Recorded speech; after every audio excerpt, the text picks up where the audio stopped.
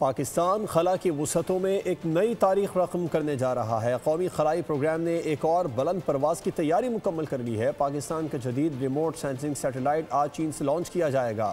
پاکستانی وقت کے مطابق 7 سے 8 بجے کے درمیان لانچنگ ہوگی۔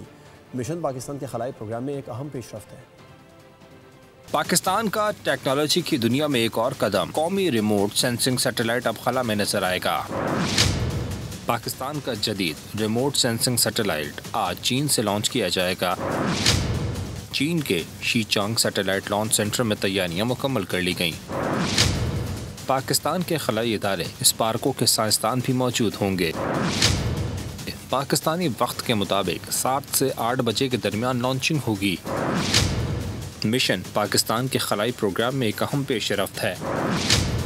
تقریب میں پروجیکٹ ڈائریکٹر ڈاکٹر محمد جاسر کا ویڈیو میسج بھی نشر کیا جائے گا۔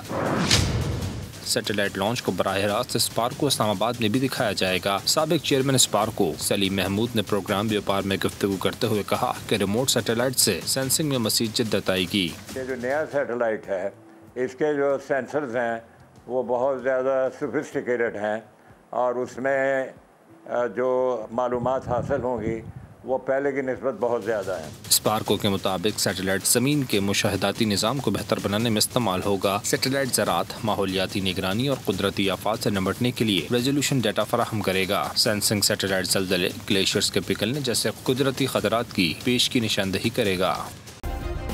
سبسکرائب کریں اور بیل دبائیں تاکہ کوئی خبر رہ نہ جائے۔